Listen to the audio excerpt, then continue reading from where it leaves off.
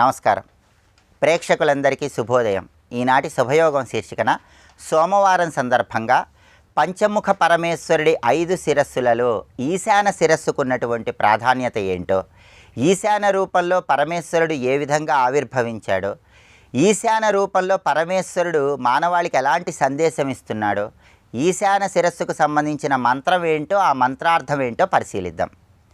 పరమేశ్వరుడు ఒక్కొక్క కల్పంలో ఒక్కొక్క శిరస్సుతో ఆవిర్భవించి బ్రహ్మ చేయాల్సిన సృష్టి కార్యక్రమంలో బ్రహ్మకు సహాయం చేశాడని శివమహాపురాణంలో చెప్పారు. పరమేశ్వరుడు విశ్వకల్పము అనే పేరు కలిగినటువంటి కల్పంలో అనంతమైనటువంటి ఆకాశానికి సంకేతంగా నీలం రంగు శరీర ఛాయతో నీలం రంగు వస్త్రాలు ధరించి ఈశాన అనే పేరు కలిగిన శిరస్సుతో ఆవిర్భవించి బ్రహ్మకు సృష్టి కార్యక్రమంలో సహాయం చేశాడని శివమహాపురాణంలో చెప్పారు.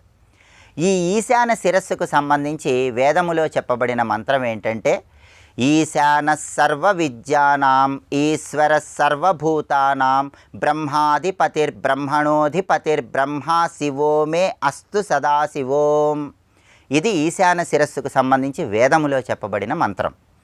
ఈ మంత్రంలో ఉన్న అర్థాన్ని, భావాన్ని మనం పరిశీలిస్తే, ఈశాన సర్వ విద్యానాం అంటే సృష్టిలో ఉన్నటువంటి సమస్త విద్యలకు అధిపతి పరమేశ్వరుడు.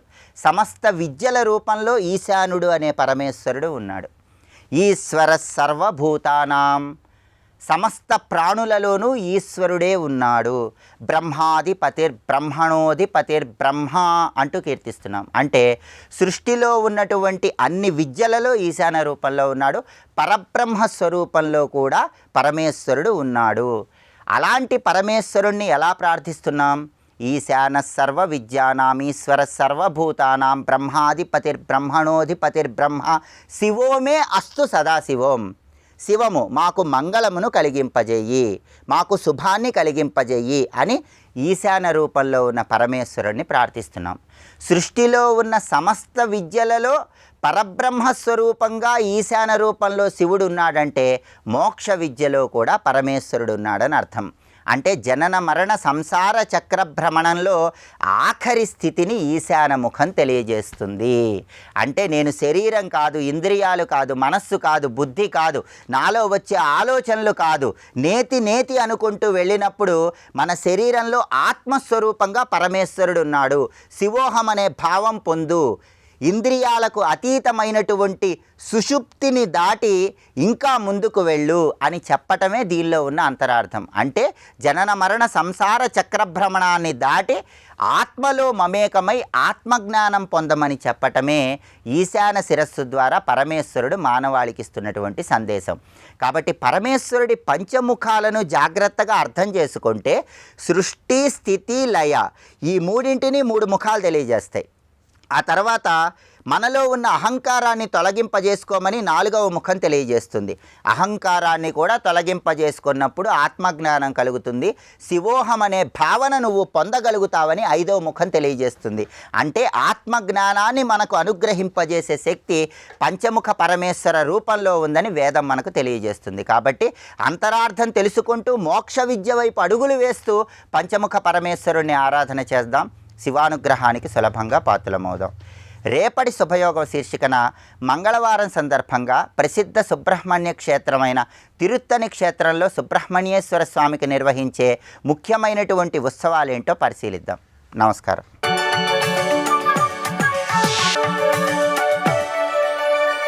నందకిశోర నవనీత చోర నాద విహార శ్రీధర నందకిశోర నవనీత చోర నాద విహార శ్రీధర.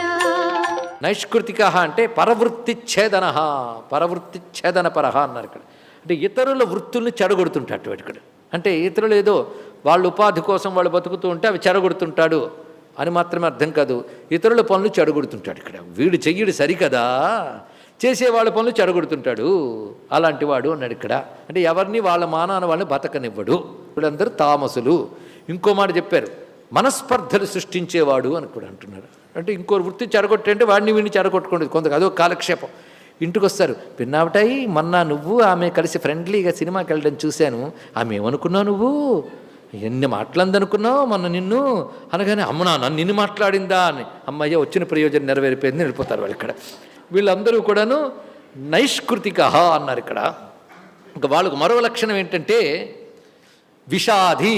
ఇంకో లక్షణం ఉందని, ఎప్పుడు మొగుడు కొట్టాడా మొహం తీరా అంటే మొహం తీరే అంతండి అందుట ఆవిడ. ఇక్కడ అలా ఎప్పుడు అదే ఫేస్, ఆ ఎక్స్ప్రెషన్ ఎలా ఉంటుందండి, విషాది అంటారు. అంటే ఎప్పుడు దేనికో ఒక దాని దిగులు, హాయిగా గడిచిపోతూ ఉంటుంది. అన్నీ బాగున్నాయి కదా, ఎందుకు ఇలా ఉన్నారంటే 3 ఏళ్ల క్రితం ఏం జరిగిందంటే అది అది సంఘటన లేదు, దాని ఎఫెక్ట్ లేదు, కానీ లాక్కుని పీక్కుని తెచ్చుకుని బాధపడుతుంటారు. అంటే వాళ్ళు సెలెక్ట్ చేసుకుంటుంటారండి దిగులు కారణములు, దానితో అలా దిగాలు పడిపోయి ఉంటారు. కానీ దిగాలు పడే లక్షణం పేరు విషాది. ఎన్ని లక్షణాలు చెప్తారండి, వీడికి చెప్పిన లక్షణాలు ఎవరికి చెప్పలేదు.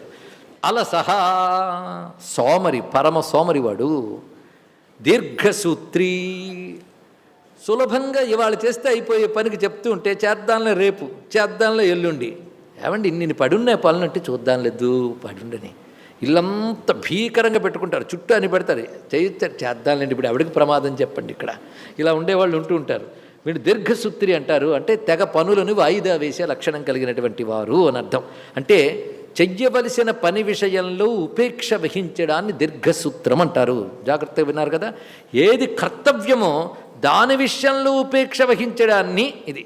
అంటే అప్రవృత్తిశీల కర్తవ్యశ్వపి అన్నారు. అప్రవృత్తిశీల కర్తవ్యశ్వపి, చెయ్యవలసిన వాటిలో కూడా అప్రవృత్తి చెయ్యడు వాడు, అటువంటి వాడికి అలస దీర్ఘసూత్రి. ఇది ఒకే రాక్షసుడికి 2 తలకాయలు లాంటివి. సోమరితనము వాయిదా వేయడము 2 అక్క చెల్లెళ్ళు, కవల పిల్లలు లాంటి వాళ్ళు. మొత్తం ఈ లక్షణాలు కలిగినటువంటి ఆ మహాపురుషుని ఏమంటారంటే తామసకర్త అంటారయ్యా అన్నాడు. అయుక్త ప్రాకృత స్తబ్ధ శట నైష్కృతిక విషాది అలస దీర్ఘసూత్రీ, అష్టవిధ లక్షణములు కలిగినటువంటి ఈ అద్భుత పురుషుణ్ణి తామసకర్త అని అంటారు సుమా అన్నాడు. ఇక్కడ ఇంతవరకు సాత్విక రాజస తామస జ్ఞానములు, సాత్విక రాజస తామస కర్మలు, సాత్విక రాజస తామస కర్తల గురించి చెప్పుకున్నాం. ఇప్పుడు మరో విభాగం చేస్తున్నాడు ఇక్కడ. బుద్ధేర్భేదం ధృతేశ్చైవ గుణతస్త్రివిధం శృణు. భగవానుడు ఎలా ప్రకరణములు విభజించాడో మన విభాగం కూడా అలాగే పెడుతుందండి ఆయన చెప్పిన దారిలో. బుద్ధేర్భేదం ధృతేశ్చైవ గుణతః త్రివిధం శృణు. ప్రోచ్యమానం అశేషేణ పృథక్త్వేన ధనంజయ. అర్జునుడికి ఎన్ని పేర్లు అందంగా పిలుస్తున్నాడు. హే ధనంజయ, బుద్ధి ధృతి గుణములు బట్టి బుద్ధికున్న 3 భేదములు, ధృతికి ఉన్న 3 భేదములు విడవకుండా మొత్తం చెప్తాను విన్నాడు. ప్రోచ్యమానం అశేషేణ, మిగులు లేకుండా చెప్తాను. ఇంకా బుద్ధి గురించి చెప్పడానికి మరొకటి లేదు. నీ బుద్ధి ఉంటే ఇది మొత్తం తెలిసిపోతుంది. మొత్తం 3 రకాల బుద్ధులు, 3 రకాల ధృతులు. ధృతి అంటే ఒక నిలుకడ, అది బాగా తెలుసుకోవాలండి. బుద్ధి నిశ్చయిస్తుంది, ధృతి నిశ్చయించిన దాన్ని పట్టుకుంటుంది. అది ధృతికి బుద్ధికి ఉన్న తేడా. 2 ఒకేలా కనబడుతూ ఉంటాయి మనకి. 2కి తేడా తెలియాలి. నిశ్చయించేసేది బుద్ధి, ఆ నిశ్చయాన్ని స్థిరంగా నిలబెట్టేది ధృతి. ఎందుకంటే ఒక నిశ్చయం చేసుకున్నాం, మరి దాన్ని నిలబడద్దు. ఆ నిలబడే లక్షణం పేరు ధృతి. ఈ 2 కలిసే పనులు జరుగుతుంటాయి. ఇదంతా కర్మ గురించి కదా వివేచన చేస్తున్నాడు. ఇవన్నీ కూడా మర్చిపోవద్దు. కర్మకు పనికొచ్చే జ్ఞానం, కర్మకు పనికొచ్చే కర్మ, కర్మకు పనికొచ్చే కర్త, కర్తకి కర్మకి పనికొచ్చే బుద్ధి, ధృతి. ఇది చెప్పబోతున్నాడు ఇక్కడ. దీన్ని బట్టి కర్మయోగం మొత్తం నీకు తెలియాలి. ఇప్పుడు బుద్ధి 3 విధాలు, ధృతి 3 విధాలు. అది మొత్తం నీకు చెప్తున్నాను, విడివిడిగా చెప్తున్నాను అన్నాడు. పృథక్త్వేన అంటే మొత్తం చెప్తాను కానీ విడివిడిగా చెప్తాను. విడివిడిగా అంటే ఇది సాత్విక బుద్ధి, ఇది రాజస బుద్ధి, ఇది తామస బుద్ధి. ఇది సాత్విక ధృతి, ఇది రాజస ధృతి, ఇది తామస ధృతి వివరిస్తున్నాడు. ధృత్యా యయా ధారయతే మన ప్రాణేంద్రియ క్రియా యోగేన అవ్యభిచారిణ్యా ధృతిస్సా పార్థ సాత్వికి. సాత్వికి ధృతి అంటే ఏంటో చెప్తున్నాడు ఇక్కడ. అది ఏ విధంగా ఉంటుందంటే మనస్సుని, ప్రాణాలని, ఇంద్రియాలని, కర్మలని అంటే క్రియలని, అంటే వీటితో చేసే క్రియలని అని. మన ప్రాణ ఇంద్రియ క్రియ అంటే మనస్సు, ప్రాణము, ఇంద్రియములు ఇవి చేసేటువంటి క్రియలని ఎవడైతే నిలువరిస్తాడో వాటిని, వాటి మానాన వాటిని వదిలేయకుండా వాటిని నిగ్రహించడం తెలియాలి, వాటిని నియమించడం తెలియాలి. ఇది కేవలం ఆధ్యాత్మిక సాధనకే కాదు, లోక వ్యవహారంలో దేనిలోనైనా మనం నెగ్గాలి అన్నా వీటిని నిగ్రహించాలండి, నిలువరించగలగాలి. లేకపోతే నిర్ణయాలు సరిగ్గా రావు, ఏకాగ్రత కుదరదు. అందుకే ధృతి అనేటువంటిది భౌతిక సిద్ధులు మొదలుకొని ఆధ్యాత్మిక సిద్ధి వరకు అన్నిటికీ అవసరమే. అటువంటి ధృతి మన ప్రాణ ఇంద్రియ క్రియలను యోగేన యోగముతో, యోగము అనేటువంటి మాటకి ఇక్కడ ప్రధానమైన అర్థం ఏంటంటే నిగ్రహంతో చేసేటువంటి ఒకానొక సాధన అని తెలుసుకోవాలి. అదేవిధంగా యోగ శబ్దానికి సమాధినా అని అర్థాన్ని చెప్పారు ఇక్కడ. అంటే సమాధి అనే మాటకు మళ్ళీ ధ్యాన సమాధి ఆ పదానికి అర్థం కాదండి. సమాహిత చిత్తమే సమాధి అంటే చిత్తాన్ని ఏకాగ్రపరిచి నిలపడాన్ని సమాధి అంటారు ఇక్కడ. అలా నిలపగలగాలి, అది యోగం. కానీ ఏకాగ్రపరిచి నిలబడ్డం అనేది యోగం. ఆ యోగంతో ఈ 3 క్రియల్ని నిలువరించగలగాలి. మన ప్రాణ ఇంద్రియ క్రియల్ని యోగముతో నిలువరించగలగాలి. ఎలాంటి యోగము? అవ్యభిచారిణ్య, ఇటు అటు చెదిరిపోయినటువంటి యోగము అన్నారు ఇక్కడ. అంటే కాసేపు యోగం ఉండి మళ్ళీ జారిపోకుండా అవ్యభిచారిణి కావాలయ్యా అన్నాడు ఇక్కడ. అంటే ఈ 3ంటిని కూడాను సాత్విక బుద్ధితో సాత్వికమైన కర్మలయందు సాత్వికమైన జ్ఞానమునందు నిలువరించాలి. ఈ 3తోనే చిక్కు. అందుకే మన ప్రాణ ఇంద్రియములు అన్నారు ఇక్కడ. దీనికి భగవత్పాల్ వారు చెప్తారు, మనః తేషాం క్రియా చేష్టా, అంటే మన ప్రాణ ఇంద్రియ వీటన్నిటి యొక్క క్రియా చేష్టలని ఉచ్ఛాస్త్ర మార్గ ప్రవృత్తే ధారయతి అన్నారు ఇక్కడ. అంటే ధర్మ విరుద్ధమైనటువంటి మార్గముల నుండి మరల్చుట, అది దీని యొక్క అర్థం. ఉచ్ఛాస్త్ర మార్గ ప్రవృత్తే అంటే శాస్త్ర విరుద్ధ మార్గములో ప్రవర్తించడం నుండి మరల్చాలి. ఎందుకంటే ఈ మనస్సుకుందే ఆశ ఎక్కువ. అది పొందడం కోసం ఒరే శాస్త్రం అన్న మాట వినిపించకుండా పరిగెడతాయి 3 కూడాను. అందుకే వాటిని జాగ్రత్తగా నియంత్రించాలి. దేని నుంచి నియంత్రించాలి? శాస్త్ర విరుద్ధమైన మార్గముల నుంచి మనస్సును మరల్చడమే ఇందులో ఉన్నటువంటి ధృతి శబ్దానికి అర్థము. ఇటువంటి ధృత్యాహి ధార్యమానా ఉచ్ఛాస్త్ర విషయాహ నభవంతి. ఎందుకు ఈ పని చేయాలి అంటే, ఎవడు ఇలాంటి ధృతిని పట్టుకుని నిలువరిస్తాడో కొంతకాలం సాధన చేస్తే వాడు ఇంకా అంతఃకరణం మనస్సు ఇత్యాదులన్నీ కూడాను ఇంకా శాస్త్రవిరుద్ధమైన వాటి ఎందుకు ప్రవర్తించవు. వాడు అంతఃకరణలో శాస్త్రవిరుద్ధపు ఆలోచనలు కూడా రావుట. స్వస్తి.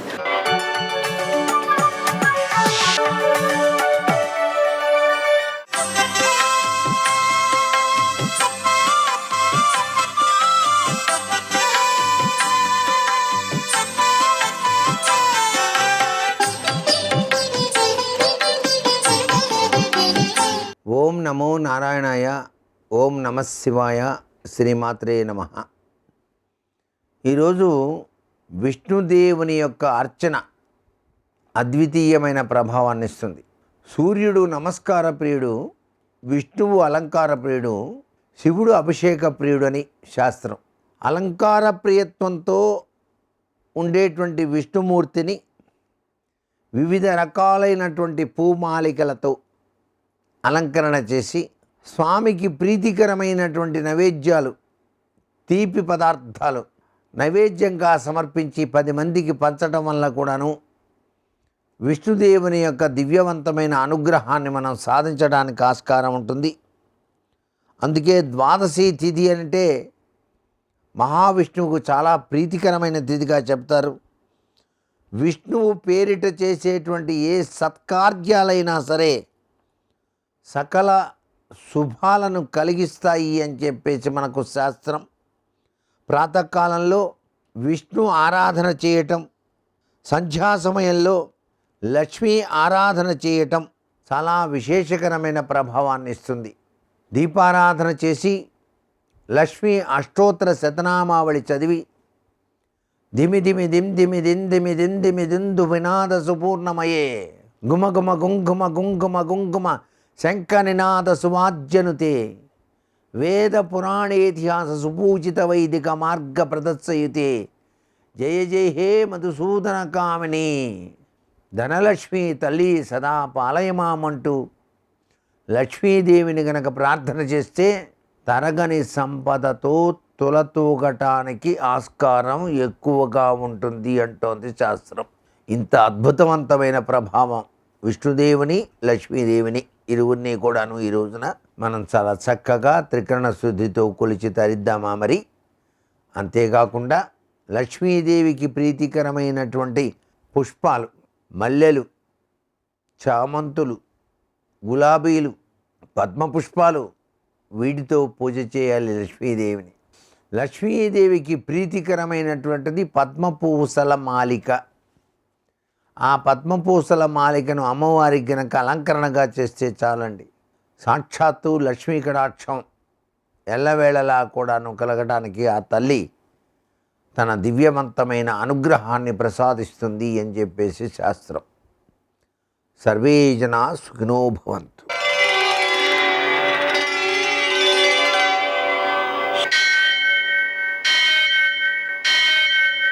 సహస్రశీరుషం దేవం విశ్వాక్షం విశ్వశంభువం విశ్వం నారాయణం దేవమక్షరం పరమం పదం విశ్వతః పరమాం నిత్యం విశ్వం నారాయణగుం హరిం విశ్వమేవేదం పురుషస్తద్విశ్వముపజీవతి పతిం విశ్వస్యాత్మేశ్వరం శాశ్వతం శివమచ్యుతం నారాయణం మహాజ్ఞేయం విశ్వాత్మానం పరాయణం.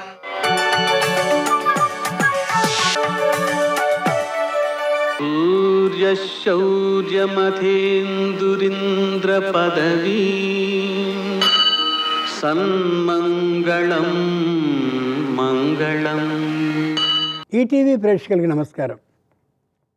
నాగేంద్రహారాయ త్రిలోచనాయ భస్మాంగరాగాయ మహేశ్వరాయ నిత్యాయ శుద్ధాయ దిగంబరాయ తస్మై నకారాయ నమః శివాయ. నేటి కాలమాన విశేషాలని గమనిద్దాం. స్వస్తి శ్రీచాంద్రమాన క్రోధినామ సంవత్సరం ఉత్తరాయణం, వసంత ఋతువు, వైశాఖ మాసం, బహుళపక్షం, సోమవారం. సూర్యోదయం ఉదయం 5:45 సూర్యాస్తమయం సాయంత్రం 6:43. నేటి తిథి ద్వాదశి రాత్రి 12:18 వరకు. నక్షత్రం అశ్వని రాత్రి 12:04 వరకు. వర్జ్యం రాత్రి 8:20 నుండి 9:50 వరకు. అలాగే దుర్ముహూర్తం మధ్యాహ్నం 12:40 నుండి 1:32 మధ్యాహ్నం మళ్ళీ 3:16 నుండి 4:08 వరకు. ఇక అమృత ఘడియలు సాయంత్రం 5:21 నుండి 6:50 వరకు. రాహుకాలం ఉదయం 7:30 నుండి 9 గంటల వరకు. అష్టకవర్జ రీత్యా శుభప్రద కాలం ఉదయం 11 గంటలకి. నేటి విశేషం సోమవారం. స ఉమా. ఉమా అంటే అమ్మవారు, అమ్మవారితో సా కూడినటువంటి వాడు అని. కాబట్టి శంకరునికి సంబంధించినటువంటి ఏ స్తోత్రానైనా పారాయణం చేయడం చాలా చాలా మంచిది. శంకరుడికి ప్రీతికరమైనటువంటి రంగు తెలుపు కాబట్టి శంకరుణ్ణి తెల్లనైనటువంటి పుష్పాలతో అర్చన చేయడం మరింత గొప్పది. ఏ శంకరుడు నిరాడంబరుడో ఆయన నుండి మహాద్భుతమైన విశేషాన్ని గమనించుకోగలగాలి. ఆ పార్వతీ పరమేశ్వరులు ఇద్దరూ అర్ధ నారీ ఈశ్వర రూపంలో ఉంటారు. అంటే పూర్తిగా తల నుండి పాదాల వరకు కలిసే ఉంటారు. తల అనేది ఆలోచనకి స్థానమైతే పాదం అనేది ఆచరణకి ఆరంభం. కాబట్టి భార్యాభర్తలైన ఇద్దరు ఎలా ఉండాలో ఆ విశేషాన్ని అర్ధనారీశ్వర రూపం చెప్తుంది. అంటే ఎలా? ఏ ఆలోచనని చేసినా భార్యాభర్తలైన మీ ఇద్దరు కలిసే ఆలోచించండి. ఏ కార్యక్రమానికి ఆచరణకి ప్రారంభించినా మీ ఇద్దరు మాత్రమే చేయండి. మూడవ వ్యక్తిని, స్త్రీ కానీ పురుషుడు కానీ ఎవరిని మీలోకి చేర్చుకోకండి.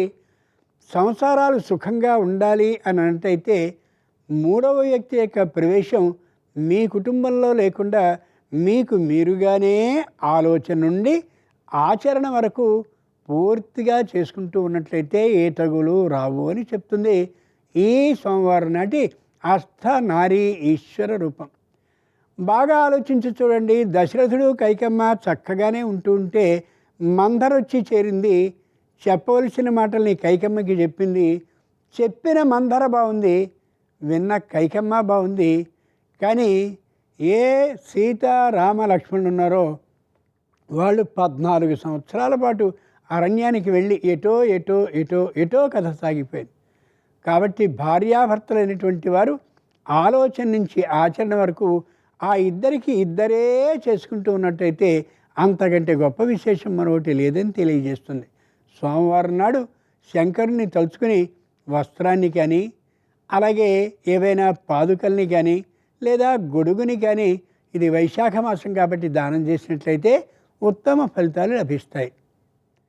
నేటి ఆణిముత్యాలు.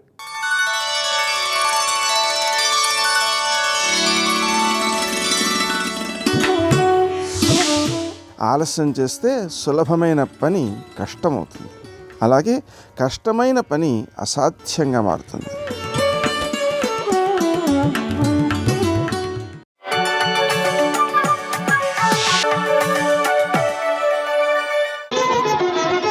జయ జయ జయ జయ జయ శ్రీ హనుమా, జయ జయ జయ జయ ప్రభుదయ గనుమా.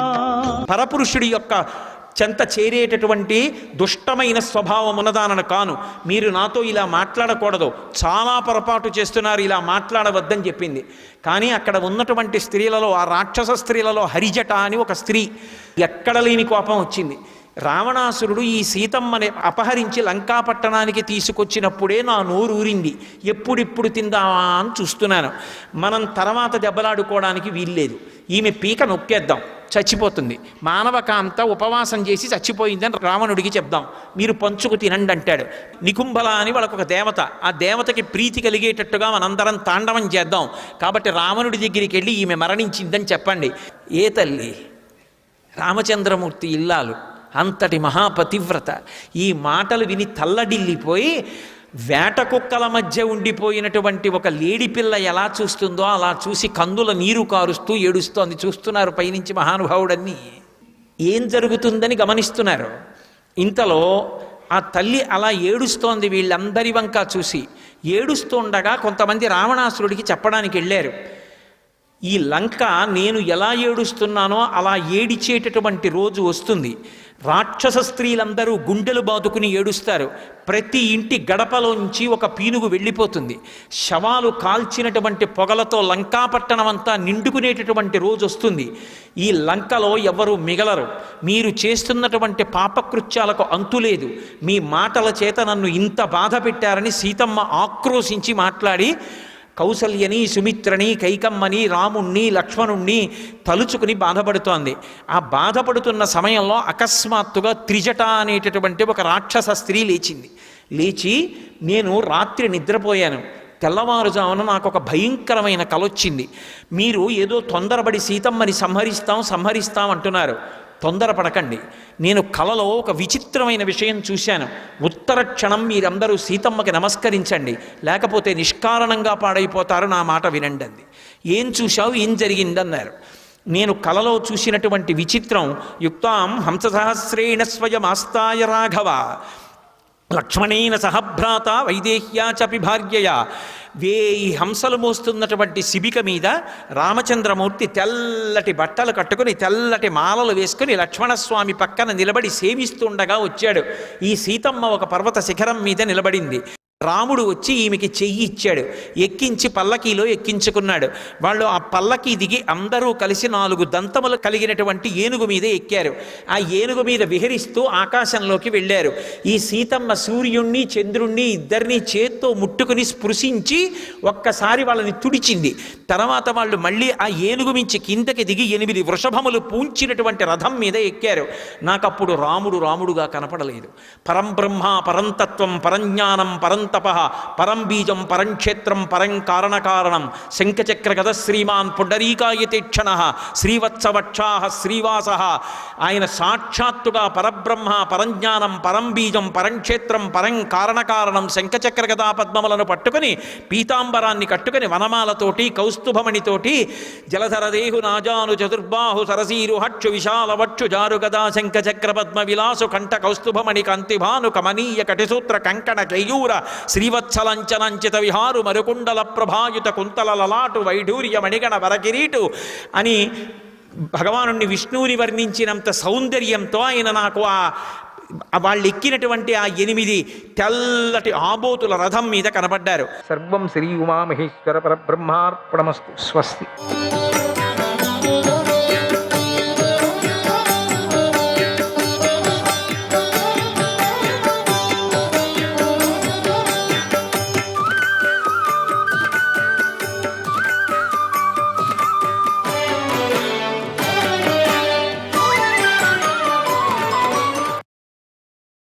వైశంపాయనుడు జనమేజయుడికి ఇలా చెప్తున్నాడు, మహారాజా, అసిత దేవల మహర్షి పూర్వం గృహస్థ ధర్మాన్ని స్వీకరించి ఆ ఆదిత్య తీర్థంలోనే నివసించసాగాడు. ఆయన ధర్మాత్ముడు, పవిత్రుడు, జితేంద్రియుడు, ఎవరినీ శిక్షించేవాడు కాదు, మహాతపస్వి, మనస వాచ కర్మణ సర్వప్రాణుల యందు సమభావం గలవాడు. ఆయన క్రోధరహితుడు, నిందాస్తుతులను సమానంగా స్వీకరించేవాడు. ఇష్టమైన అనిష్టమైన ఆయన ప్రవర్తన సమానంగానే ఉండేది. ఆయన యముడిలాగా సమదృష్టి కలవాడు. కాంచనేలోష్టభావే చ సమదర్శి మహాతపాః దేవాన పూజయ నిత్యం అతిథీంశ్చ ద్విజైః సఖ. ఆ మహాతపస్వి బంగారాన్ని మట్టిగడ్డను ఒకటిగానే చూస్తాడు. ఎప్పుడు అతిథులను, బ్రాహ్మణులను, దేవతలను పూజిస్తూ ఉంటాడు. నిత్యము బ్రహ్మచర్యాన్ని పాటిస్తూ ఉంటాడు. నిత్యము ధర్మాన్ని ఆచరిస్తూ ఉంటాడు. ఒకనాడు సన్యాసి అయిన జైగిషవ్యముని యోగాన్ని ఆశ్రయించి ఆ తీర్థానికి వచ్చాడు. సమాధి నిష్ఠలో ధ్యానం చేసుకుంటూ అక్కడ ఉండసాగాడు. ఓ మహారాజా, ఆయన చూస్తూ కూడా దేవల మహర్షి యోగ సాధన చేయలేదు. ఇలా చాలా కాలం గడిచిపోయింది. తర్వాత దేవతలకి జైగీషవ్యుడు కనిపించడం మానేశాడు. అప్పుడప్పుడు, అంటే తర్వాత ఆ దేవలుడికి జైగీషవ్యుడు కనిపించడం మానేశాడు. అప్పుడప్పుడు మాత్రమే కనిపించసాగాడు. కేవలం భిక్షా సమయంలోనే జైగీషవ్యుడు ఆ దేవలుడి దగ్గరకు వచ్చాడు. అప్పుడు ఆ మహాముని దేవలుడు ఎంతో గౌరవించాడు. ఋషులు చెప్పినట్లుగా అర్చించాడు కూడా. అలా కొన్ని సంవత్సరాలు గడిచిపోయాయి. ఒకనాడు దేవలుడికి ఎంతో బాధ కలిగింది. ఎందుకంటే మహాత్ముడైనటువంటి ఆ జైగీషవ్యమునిని నేనెంతో భక్తి శ్రద్ధలతో ఎన్నో సంవత్సరాల నుండి సేవిస్తున్నాను. ఈ మహాత్ముడు నన్ను చూస్తున్నాడే కానీ నాతో మాట్లాడటం లేదు అని ఆలోచిస్తూ కలశం పట్టుకొని ఆకాశ మార్గంలో సముద్రం వద్దకు వెళ్ళాడు. అయితే అక్కడ తనకన్నా ముందుగా ఉన్న జైగీషవ్యుడిని చూసి దేవరుడు ఆశ్చర్యపోయాడు. ఇలా ఆలోచించసాగాడు, ఈ భిక్షువు ఇంతలోనే ఇక్కడికి ఎలా వచ్చేశాడు? అప్పుడే స్నానం కూడా పూర్తి చేశాడు అనుకున్నాడు. తర్వాత దేవరుడు స్నానం చేసి జపము మొదలైన నిత్యానుష్ఠానాలు పూర్తి చేసుకున్నాడు. కలశంలో నీటిని నింపుకొని ఆశ్రమానికి వెళ్ళాడు. ఆశ్చర్యం, అక్కడ జైగీషవ్యుడు కూర్చొని ఉన్నాడు. దేవరుడికి నోటి నుంచి మాటే రాలేదు. ఇప్పుడే అక్కడ కనిపించినటువంటి ఆయన అంతలోనే ఇక్కడ కనిపించేసరికి దేవరుడు బొమ్మలాగా నిలబడిపోయాడు. జైగీష్యుడు మాత్రం దేవరుడితో ఏమీ మాట్లాడలేదు.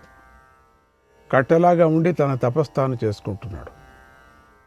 దేవరుడికి చింత పెరిగిపోయింది. ఈయన ఇప్పుడే కదా సముద్రం దగ్గర కనిపించాడు, ఇంతలో ఇక్కడికి ఎలా వచ్చేశాడు, నాకంటే ముందుగా ఎలా వచ్చేశాడు అని తీవ్రంగా ఆలోచించాడు. అసలు ఈ జైగీష్యుడి తపశ్శక్తి ఎంతో తెలుసుకుందాం అనుకొని టక్కున ఉండట్టుండి దేవలుడు ఆకాశానికి ఎగిరిపోయాడు. ఆకాశంలో దేవలుడు సిద్ధులను చూశాడు. అయితే వెంటనే ఆశ్చర్యపోయాడు, ఎందుకంటే ఆ సిద్ధులు జైగీష్యుడిని పూజిస్తున్నారు.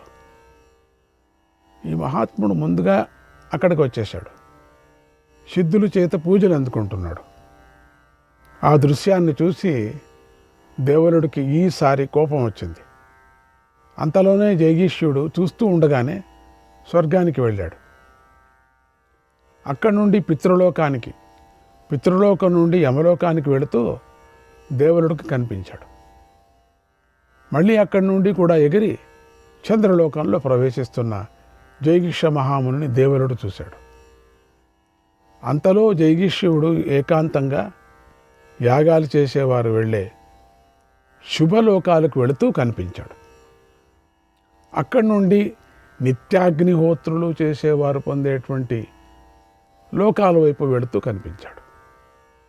తర్వాత మహాత్ముడైన జైగిష్యుడు దర్శ పౌర్ణమాస యాగాలు చేసే తపోధనులు ఉండే లోకానికి, అక్కడ పశుయాగం చేసిన వారు వెళ్ళే లోకాలకు వెళుతూ కనిపించాడు. ఆ తర్వాత అనేక విధాలైన చాతుర్మాస దీక్షలో యాగాలు చేసే తపోధనులు వెళ్ళే లోకాలకు వెళుతూ కనిపించాడు. అవి దేవతల పూజలను అందుకునేటువంటి పవిత్ర లోకాలు. అక్కడి నుండి అగ్నిష్టోమ యాజులు అగ్నిష్టోత్యాగం ద్వారా యాగం చేసే తపోధనులు వెళ్ళే లోకాలకు వెళుతూ కనిపించాడు. ఆ తరువాత జైగిష్యుడు అధికంగా సువర్ణ దానాలతో యజ్ఞశ్రేష్టమైన వాజపేయాన్ని చేసే బుద్ధిమంతులు నివసించే లోకాలలో కనిపిస్తూ ఉండటాన్ని దేవలుడు చూశాడు. ఆ తర్వాత రాజసూయ పౌండరీక యాగాలు చేసినటువంటి వారు పొందినటువంటి లోకాల్లో ఉన్న జైగిష్యుడిని చూశాడు. అశ్వమేధ నరమేధ యాగాలను చేసే నరశ్రేష్ఠులు వెళ్ళే లోకాల్లో ఉన్నటువంటి జైగిష్యుడిని చూశాడు. సర్వమేధ శౌత్రామణి యాగాలు అతి కష్టమైనవి. వాటిని చేసిన వారు పొందే లోకాల్లోనూ కూడా జైగిష్యవ్య మహర్షి ఉండటాన్ని దేవల మహర్షి చూశాడు. ఓ మహారాజా, ఇలా అనేక విధాలుగా ఉన్నటువంటి ద్వాదశ యాగాలను చేసిన వారు పొందేటువంటి లోకాల్లో ఉన్న జైగిష్యుడిని దేవలుడు చూశాడు. ఆ తర్వాత మిత్రావరుణుల లోకాలకు ఆదిత్య లోకాలకు వెళుతున్న జైగిష్యుడిని చూశాడు. ఆ తర్వాత రుద్రులు వసువులు బృహస్పతి స్థానాలను కూడా అతిక్రమించి పైకి వెళుతున్న జైగిష్యుడిని అసిత దేవల మహర్షి చూశాడు. తర్వాత గోలోకంలో ప్రవేశించి బ్రహ్మయాగాన్ని చేసేవారు పొందే లోకాలకు ఆ తర్వాత 3 ఊర్ధ్వలోకాలను అతిక్రమించి పతివ్రత లోకాలకు వెళుతున్న జైగిష్యుడిని ఆ దేవలుడు చూశాడు. ఆ తర్వాత దేవలుడు ఇక ఏ లోకంలోనూ జైగిష్యుడు వెళుతూ ఉండటాన్ని చూడలేదు. జైగిష్యుడు అదృశ్యమైపోయాడు. ఇన్ని లోకాలకు జైగిష్యుడు సంచరించటంతో ఆయన పరిపూర్ణ యోగసిద్ధుడు. ఆయన తపప్రభావం చాలా గొప్పది, ఆయన నియమనిష్టలు చాలా గొప్పవి అని దేవలుడు నిర్ధారించుకున్నాడు. అంతవరకు నిర్ధారణ కాలేదు ఈయనకి. యోగమాయతో ఎక్కడైనా సంచరించవచ్చు. తర్వాత దేవలుడు అక్కడున్న సిద్ధులు సజ్జనుల వద్దకు వెళ్ళి చేతులు జోడించి ఇలా అడిగాడు, ఓ మహాత్ములారా, జైగిష్యుడు మహాశక్తిశాలి. ఆయన నాకు కనిపించటం లేదు. ఇప్పుడెక్కడున్నాడో చెప్పండి, నాకు తెలుసుకోవాలని కుతూహలంగా ఉంది అన్నాడు. అప్పుడు సిద్ధులు, ఓ దేవలా, ఇప్పుడు జైగిష్యుడు శాశ్వత బ్రహ్మలోకానికి వెళ్ళాడన్నారు. వెంటనే దేవలుడు బ్రహ్మలోకాన్ని వెళ్ళటానికి ఎగిరాడు, కానీ డబ్బున కింద పడిపోయాడు. సిద్ధులు దేవుళ్ళని చూసి ఇలా అన్నారు, ఓ మహర్షి, నీకు ఆ శక్తి లేదు, నువ్వు బ్రహ్మలోకానికి వెళ్ళలేవు, కనుక ఆ ప్రయత్నాన్ని మాని నీ ఆశ్రమానికి వెళ్ళు అన్నారు. దేవలుడు వారికి నమస్కారం చేశాడు. ఏ ఏ లోకాలను వరుసగా ఎక్కాడో ఆయా వరుస క్రమంలోనే లోకాల నుండి కిందికి దిగాడు. పక్షిలాగా ఎగురుకుంటూ తన ఆశ్రమానికి వచ్చేశాడు. లోపలికి అడుగు పెట్టాడు. ఆశ్చర్యపోయాడు. అక్కడ దేవలుడికి జైగిష్యుడు కనిపించాడు. దేవలుడు ఎంతో వినయంతో ఆయన వద్దకు వెళ్ళి నమస్కారం చేశాడు. ఇలా అన్నాడు, ఓ స్వామి, నేను మోక్ష ధర్మాన్ని ఆశ్రయించాలని అనుకుంటున్నాను. నాకు దయచేసి నాకు దానిని ఉపదేశించండి అని కోరాడు. అప్పుడు జైగిష్యుడు ఆ మాట విని దేవలుడికి సన్యాసం మీద ఇష్టం కలిగిందని గ్రహించాడు. యోగానికన్నా సన్యాసమే శ్రేష్టం కదా. యోగాన్ని ఉపదేశించాడు. కర్తవ్య అకర్తవ్యాలను యథాశాస్త్రంగా ఉపదేశించాడు. విధి ప్రకారంగా సన్యాస స్వీకారానికి అవసరమైన సర్వకర్మలను చేశాడు. ఆ సమయంలో పితరులతో సహా ప్రాణులు, ఆహా, ఈ దేవరుడు ఇంతవరకు మనకు అన్నం పెట్టాడు, ఇప్పుడు ఇతడి బుద్ధి సన్యాసం మీదకు మళ్ళింది, ఇక మనకు అన్నాన్ని ఎవడు పెడతాడో అని గట్టిగా రోదించాయి. ఆ రోదనలు దేవుడికి అతి దీనంగా 10 దిక్కుల నుండి వినిపించాయి. ఇంతమంది బాగుండటం కోసం సన్యాసాన్ని విడిచిపెడితే బాగుంటుందేమో అని ఆలోచించాడు. అప్పుడు మళ్ళీ దేవుడికి మరొక విచిత్రమైన పరిస్థితి ఎదురైంది. ఈసారి సకల ప్రాణులు మాట్లాడటం లేదు. పవిత్ర ఫలాలు, దుంపలు, పూలు, ఔషధులు మొదలైన వేల పదార్థాలను ఇలా మాట్లాడాయి. చిచి, ఈ దేవరుడు క్షుద్రుడు, దుర్బుద్ధి.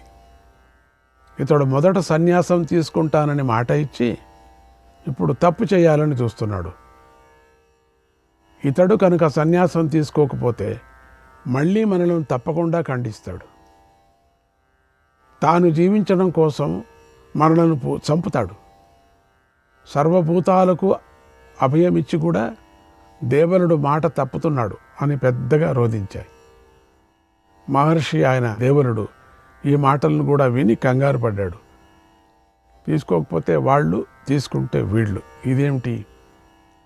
సన్యాసం పుచ్చుకుంటే మాకెవరు అన్నం పెడతారు అని వీళ్ళు అని ప్రాణులు గోల పెడుతున్నాయి. సన్యాసం పుచ్చుకోకపోతే అయ్యో మమ్మల్ని చంపేస్తాడు, బ్రతకనీయండి అని పదార్థాలు గోల పెడుతున్నాయి. అంటే పదార్థాలంటే కూరగాయలు, ఇవన్నీ కూడా. నేను పెద్ద సంకట పరిస్థితుల్లో పడిపోయానే, ఇప్పుడేం చేయాలి? అసలు మోక్ష గృహస్థ ధర్మాల్లో ఏది మంచిది, దేనిని ఆచరించాలి అని ఆలోచనలో పడ్డాడు. బాగా తీవ్రంగా ఆలోచించి మనస్సును గట్టిగా చేసుకున్నాడు. గృహస్థ ధర్మాన్ని విడిచి మోక్ష ధర్మాన్ని ఆచరించడమే మంచిదని నిర్ణయించుకున్నాడు. దీనినే మనస్సులో పెట్టుకొని పరీక్షలో గెలిచాడు. అంతకుముందు నుంచి మహాత్ముడైన జైగిషవుణ్ణి చూశాడు కదా, ఆయన సన్యాసి లోకాలను అతిక్రమించాడు కదా, ఆయన యోగసిద్ధిని గమనించాడు కదా, ఆయనను స్ఫూర్తిగా తీసుకొని గురువుగా చేసుకొని దేవరుడు స్థిరమైన చక్కని నిర్ణయాన్ని తీసుకున్నాడు. జీవితంలో గెలిచాడు. ప్రాప్తవాన్ పరమాం సిద్ధిం పరం యోగంచ భారత. ఓ రాజా, సన్యాసంతో పరమసిద్ధిని, ఉత్తమ యోగాన్ని పొందాడు. ఆ తర్వాత బృహస్పతి మొదలైన దేవతలు, తాపసులు జైగిష్యుడి వద్దకు వచ్చి ఆయన తపస్సును మెచ్చుకున్నారు.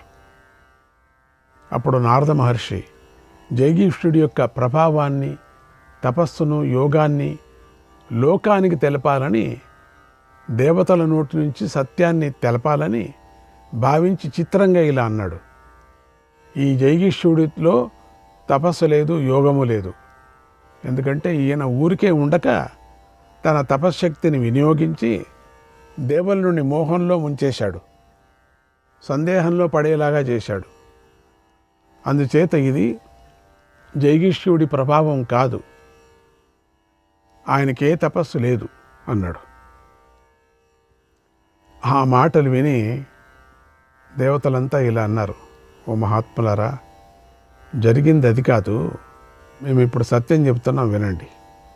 నైవమిత్యేవ శంసంతః నైవమిత్యేవ శంసంతః జైగీషవ్యం మహామునిం జైగీషవ్యం మహామునిం నాతః పరతరం కించిత్ నాతః పరతరం కించిత్ తుల్యమస్తి ప్రభావతః తుల్యమస్తి ప్రభావతః తేజసస్తపసశ్చాస్య తేజసస్తపసశ్చాస్య యోగస్య చ మహాత్మనః యోగస్య చ మహాత్మనః. జైగిష్యుడు మహాముని, మహాయోగి. ప్రభావము, తేజస్సు, తపస్సు, యోగము అనేటువంటి ఈ విషయాలలో మహాత్ముడైన జైగీష్యుడిని మించినవాడు కానీ సమానమైన వాడు కానీ ఎవడూ లేడు అనే సత్యాన్ని ప్రకటించారు. ధర్మాత్ముడైన జైగీష్యుడు ఇంతటి ప్రభావశాలి, దేవరుడు కూడా అంతటి ప్రభావం కలవాడు అయ్యాడు. ఆ మహాత్ములు తపస్సు చేసిన తీర్థస్థానం ఇది. బలరాముడు ఈ తీర్థం వద్ద స్నానం చేసి విప్రులకు ధనాన్ని దానం చేశాడు, ధర్మఫలాన్ని పొందాడు.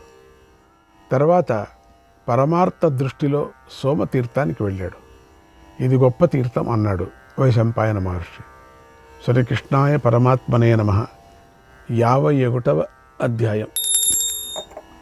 వైశంపాయన మహర్షి జనమేజయుడికి చెప్తున్నాడు, మహారాజా, ఆ సోమతీర్థంలో చంద్రుడు రాజసూ యాగం చేశాడు.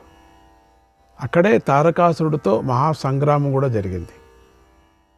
బలరాముడు ఆ తీర్థంలో కూడా స్నానం చేసి దానాలు చేసి సారస్వతముని తీర్థానికి వెళ్ళాడు. పూర్వం ఒకసారి 12 సంవత్సరాలు కరువు ఏర్పడింది. ఆ తీర్థంలో సారస్వతముని విప్రుల చేత వేదాధ్యయనం చేయించాడు అన్నాడు. జనమేజయుడు ఆ మాటనంతా విని ఇలా అడిగాడు, ఓ మహర్షి, 12 సంవత్సరాలు కరువు సంభవించింది కదా, అప్పుడు సారస్వతముని విప్రుల చేత వేదాన్ని ఎలా చదివించాడు? అసలే ఆకలి దప్పులతో బాధపడే ఆ సమయంలో ఆ ముని వేదాన్ని చదివించటం ఎలా సాధ్యమైంది అని అడిగాడు. అది నిజం కదా, ఆకలి దప్పులుగా ఉండే సందర్భంలో ఎట్లా చదివారు? అప్పుడు వైశంపాయన మహర్షి ఇలా చెప్తున్నాడు, మహారాజా, పూర్వం బ్రహ్మచారి, బుద్ధిమంతుడు, జితేంద్రుడు అయినటువంటి ఒక ముని ఉండేవాడు. అతని పేరు దధీచుడు. ఆయన మహాతపస్వి. ఆ దధీచి అంటే ఇంద్రుడికి భయం. ఎన్ని మాయలు చేసినా, ఎన్ని ఉపాయాలు చేసినా ఆ దధీచి మహర్షిపై పనిచేయవు. ఆయనను మోసగించడం సాధ్యం కాదు. ఇంద్రుడు మాత్రం ప్రయత్నం వదల్లేదు. ఒకనాడు ఆయనను మోసగించడానికై ఒక దివ్య అప్సరసను పంపించాడు. ఆమె పేరు అలంబుష. అప్పుడు దధీచి మహర్షి సరస్వతీ నదీ తీరంలో దేవతలకు తర్పణాలు ఇస్తున్నాడు. ఆ సమయంలో అలంబుష దధీచి వద్దకు వచ్చింది. ఆ అప్సరసను చూడగానే ఆ మునికి తేజస్సు పతనమై నదిలో పడింది. నది ఆ తేజస్సును గ్రహించింది. ఒక పుత్రుణ్ణి కోరుకొని ఆనందంగా దాన్ని తన కడుపులో పెట్టుకొని గర్భం ధరించింది. ప్రసవకాలం కాగానే ఆ నదీమ తల్లి ఒక కుమారుణ్ణి ప్రసవించింది. పిల్లవాడిని తీసుకొని ముని వద్దకు వెళ్ళింది. అప్పుడు దధీచి మహర్షి మహర్షుల సభలో ఉన్నాడు.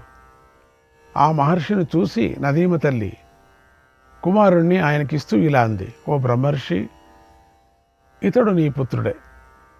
నేను నీ పట్ల గల భక్తిభావంతో గర్భం ధరించాను. నువ్వు గతంలో అప్సరసు అయిన అలంబుషును చూసి మోహితుడవయ్యావు. అప్పుడు పతనమైన నీ రేతస్సును నేను కడుపులో ధరించాను. నీ రేతస్సు నాశనమైపోకూడదు అనేటువంటి ఉద్దేశంతో నేను ఇలా చేశాను. ఈ కుమారుడికి ఏ దోషమూ లేదు, ఇతన్ని స్వీకరించు అనింది. ఆ మాటలు విని దధీచి ఆ బాలుని స్వీకరించాడు. తన కుమారుణ్ణి చూసి ఎంతో సంతోషించాడు. ప్రేమతో తన కుమారుడి శిరస్సుపై ముద్దు పెట్టుకున్నాడు. అతన్ని కౌగిలించుకున్నాడు. ఎంతో ఆనందంతో మహోపకారం చేసినందుకు నదీమ తల్లి అయినటువంటి సరస్వతికి ఇలా వరమిచ్చాడు. శ్రీకృష్ణాయ పరమాత్మనే నమః.